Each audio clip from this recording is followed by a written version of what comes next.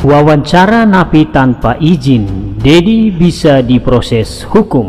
Ditulis Manuel Mawengkang.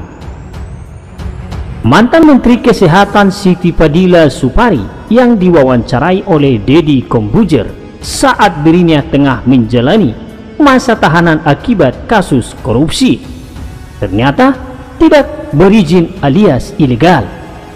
Wawancara itu sudah diupload ke YouTube Deddy Corbuzier dan tidak dapat izin dari Direktorat Jenderal Pemasyarakatan alias Ditjen Pas Kementerian Hukum dan HAM. Belakangan ini kita melihat bagaimana hukum ini seolah-olah dianggap remeh dan dipermainkan oleh orang-orang yang merasa diri penting dan merasa tidak terciduk karena hal-hal ini. Hukum dikobok-kobok. Bagaimana caranya dan logikanya si Deddy ini bisa mewawancarai Siti Fadila Supari, si napi kasus korupsi? Rita, Kepala Bagian Hubungan Masyarakat Direktorat Jenderal Pemasyarakatan, mengatakan kegiatan apapun yang terkait dengan narapidana dan orang lain harus seizin hubungan permasyarakatan ini. Apalagi wawancara kegiatan Siti Fadila dan Deddy Corbuzier yang bikin dia katanya menangis-nangis, entah meraung-raung atau tidak, karena gua nggak smart enough untuk nonton YouTube jeleknya. Sangat tidak boleh dikerjakan tanpa izin. Rika berkesimpulan bahwa itu menyalahi aturan. Itu nggak ada izin. Kalau mau dibilang wawancara, itu menyalahi aturannya, karena yang berkaitan dengan wawancara, hal yang berkaitan dengan pemasyarakatan, napi dalam hal ini harus izin Humas Ditjen Pas. Adanya kecolongan ini akan kita cek, yang pasti itu tidak sesuai aturan. Kami tidak tahu dan tidak pernah keluarkan izin, kata Kabag Humas Ditjen Pas Rika saat dihubungi Jumat. Lantas Ditjen Pas pun memastikan bahwa si Deddy akan dipanggil, diberikan teguran, dan pihak-pihak yang membawa acara ini berlangsung pun juga akan diselidiki.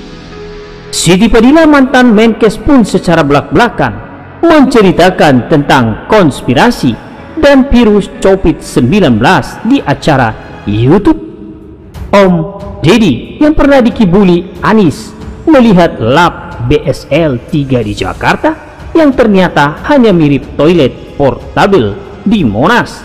Video itu pun sudah ditonton oleh 2,1 juta penonton per Jumat 22 Mei 2019. Dalam video itu, Siti dan Deddy berkoar-koar tentang kasus yang menjerat si Siti, flu burung, virus COVID-19 sampai ke Bill Gates. Deddy pun keluar air mata dan menangis bawang di acara tersebut. Kok setelah dikibuli Anies, Deddy jadi cengeng ya? Bagi para pembaca yang belum kenal Siti Fadila, dia adalah mantan Menteri Kesehatan suksesor dari Terawan yang terjerat kasus korupsi di KPK. Siti dijerat kasus korupsi pengadaan alkes guna mengantisipasi kejadian luar biasa alias KLB di tahun 2005, setahun setelah SBY jadi presiden. Maksudnya presiden. Dia juga terbukti menerima uang gratifikasi 1,9 miliar. Setelah itu, di era Jokowi baru terbongkar semua. Pada tahun 2017, Siti dikurung di lapas Pondok Bambu dan mendapatkan vonis 4 tahun. Artinya, tahun ini dia masih berstatus napi. Deddy yang pernah dibohongi Anies mentah-mentah tentang laboratorium rasa toilet pun mengundang Siti ke acaranya, tapi ternyata tidak ada izin. Artinya Deddy ini melanggar hukum positif negara ini.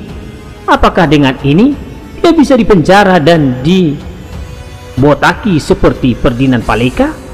Semoga saja enggak ya. Dan kayaknya sih nggak mungkin juga Deddy diperlakukan seperti Ferdinand Paleka. Si Bahar saja nggak dibotakin kok. Malah sekeluarnya dari penjara itu rambut seperti nggak tumbuh, kok masih pirang aja. Padahal rambut aslinya hitam. Jangan-jangan di penjara malah si Bahar dapat jasa semir rambut pakai kiwi? Gua nggak tahu sih. Tapi saya berharap bahwa hukum di negeri ini tidak lagi diinjak-injak oleh orang-orang yang merasa diri penting dan bisa lepas. Mereka ini harus diproses hukum. Ini bukan kriminalisasi kok. Ini murni kesalahan yang berpotensi untuk dipermainkan.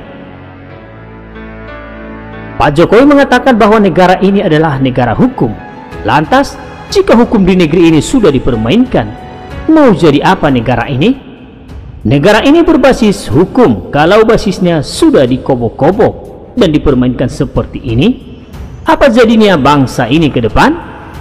Ayo Pak Jokowi, ayo Pak Yasona Lauli, bergeraklah.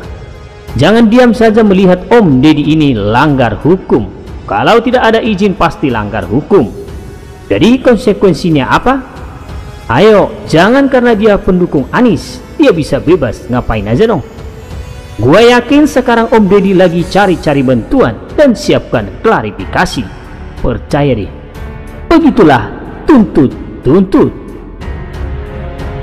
Bagi Anda yang menonton dan mendengarkan video kami, jangan lupa kasih kritik, komentar di channel di bawah ini.